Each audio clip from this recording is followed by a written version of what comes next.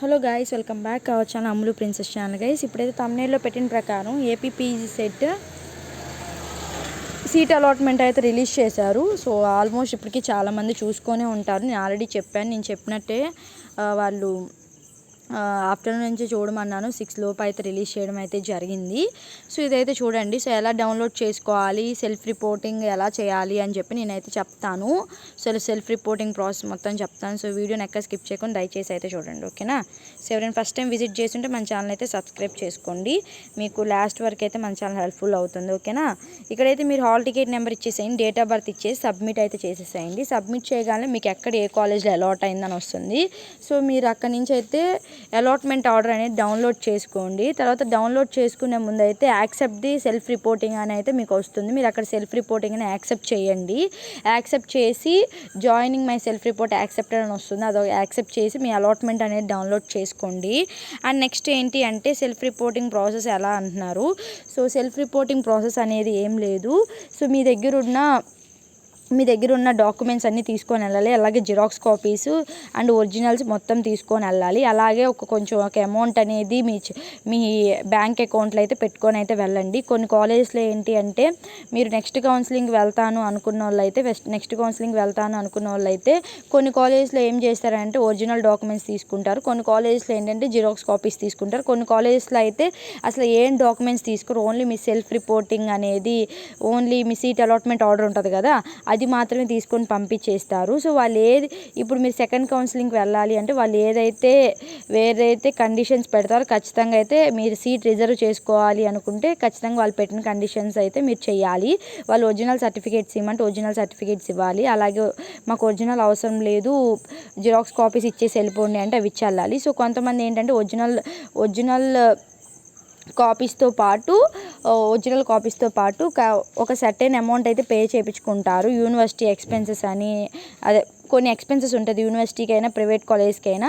So మీరు ఈ expenses కూడా పే చేయాలని చెప్తారు. సో వాళ్ళ కండిషన్ ప్రకారం వాళ్ళు ఏదైతే చేయమంటారో అవి ఖచ్చితంగా అయితే మనం చేయాలి. అప్పుడే మన సీట్ అనేది రిజర్వ్గా ఉంటుంది. సో మీరు దయచేసి అయితే మీరు ఫస్ట్లోనే మీరు అన్నీ తీసుకొని వెళ్ళండి. ఒక కవర్లో అయితే ఒరిజినల్స్ పెట్టుకోండి, ఇంకొక కవర్లో అయితే జిరాక్స్ కాపీస్ అయితే పెట్టుకోండి. ఫస్ట్ అయితే మీ ఒరిజినల్స్ అయితే ఏం చూపించకండి వాళ్ళు అడిగే వరకు. సో ఫస్ట్ వాళ్ళు ఏం అడుగుతారు ఫస్ట్ అయితే మీరు వినండి. సో వాళ్ళు జిరాక్స్ కాపీస్ ఇవ్వమంటే అవి ఇచ్చేసి వచ్చేసేయండి. కొన్ని కాలేజ్లో ఏంటంటే ఓన్లీ ఒరిజినల్స్ తీసుకుంటారు, ఒరిజినల్స్ ప్లస్ ఫీజు కట్టమంటారు. కొన్ని కాలేజ్లో అయితే ఎక్స్పెన్సెస్ ఫీజు ఏం కట్టక్కర్లేదు, మీ ఒరిజినల్స్ కూడా ఏమి ఇవ్వక్కర్లేదు, సెకండ్ కౌన్సిలింగ్కి వెళ్తున్నారు కాబట్టి అంటారు. సో జస్ట్ వాళ్ళు సీట్ అలాట్మెంట్ అయితే తీసుకొని పంపించేస్తారు, ఓకేనా. ఇది అయితే సెకండ్ కౌన్సిలింగ్కి వెళ్ళాలనుకున్న వాళ్ళు. అదే మాకు ఈ కాలేజ్ అయితే నచ్చలేదు, మేము సెల్ఫ్ రిపోర్టింగ్ అయితే చేయము అనుకున్న వాళ్ళు అయితే మీరు సెల్ఫ్ రిపోర్టింగ్ అయితే చేయాల్సిన అవసరం లేదు, మీకు ఆ కాలేజ్ నచ్చకపోతే కానీ. సో లేదు, సేఫ్ సైడ్గా ఆ కాలేజ్ పెట్టుకోవాలి అనుకుంటేనే సెల్ఫ్ రిపోర్టింగ్ చేయండి. మీరు ఇప్పుడు సెల్ఫ్ రిపోర్టింగ్ చేసినా చేయకపోయినా సరే మీకు నచ్చకపోతే మీరు సెల్ఫ్ రిపోర్టింగ్ చేయాల్సిన అవసరం లేదు. Second counselling direct web options అయితే పెట్టుకోండి. లేదు మేము సేఫ్ సైడ్గా ఆ కాలేజ్ని పెట్టుకోవాలనుకుంటున్నాం, సెకండ్ కౌన్సిలింగ్లో మళ్ళీ వచ్చిద్దో రాదో అని డౌట్ ఉంటే కానీ మీరైతే ఆ కాలేజ్ని అయితే రిజర్వ్ చేసుకోండి. మీ డాక్యుమెంట్స్, వాళ్ళు కట్టమన్న ఒక ఎక్స్పెన్సెస్ ఫీజు అయితే మీరు కట్టి మీ సీట్ అనేది రిజర్వ్ చేసుకోండి, ఓకేనా.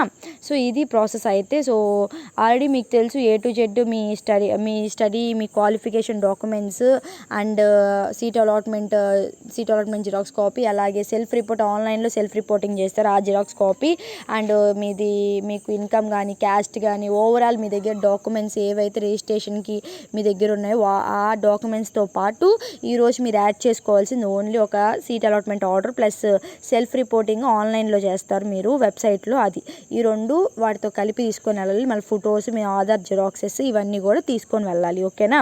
సో అదే మేము ఖచ్చితంగా అదే కాలేజ్లో జాయిన్ అవుదాం అనుకుంటే మాకు ప్రాసెస్ ఏంటి అంటే మీకు ప్రాసెస్ అయితే ఏం లేదు.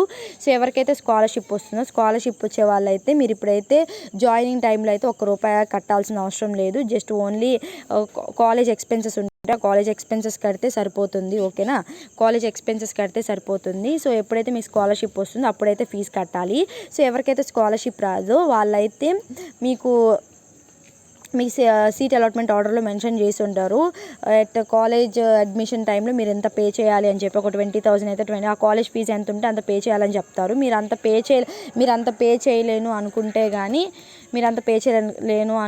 ఓకే 40,000 ఒకేసారి పే చేయలేము అనుకుంటే కానీ మీరు ప్రిన్సిపల్తో మాట్లాడుకొని మేము ఎంత అయితే పే చేయగలం ఒక 20,000, సో నెక్స్ట్ కొన్ని రోజుల తర్వాత మళ్ళీ మేము పే చేస్తామని చెప్పి యూనివర్సిటీలో కానీ ప్రైవేట్ కాలేజ్లో కానీ మాట్లాడుకోండి. వాళ్ళైతే పర్మిషన్ ఇస్తారు. సో అట్లా మీరు కట్టుకోండి. ఓకేనా. సో ఈ ప్రాసెస్ మీకు అర్థమైంది అనుకున్న సెల్ఫ్ రిపోర్టింగ్ సో ఎలా డౌన్లోడ్ చేసుకోవాలి అలాట్మెంట్ ఆర్డర్ కూడా మీకు అర్థమైంది అనుకుంటున్నాను. దయచేసి మీరైతే ఇలా చేసుకోండి. ఓకేనా.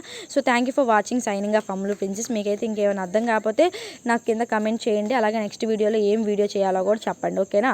సో హాస్టల్ ఫీజు గురించి హాస్టల్ అనేది కూడా నేను నెక్స్ట్ వీడియోలో చేస్తాను. హాస్టల్ ఫీజు కూడా అప్పుడే కట్టాలా ఏంటి అని చెప్పి నెక్స్ట్ వీడియోలో అప్డేట్ ఇస్తాను. Thank you for watching. Signing off Ammulu princess.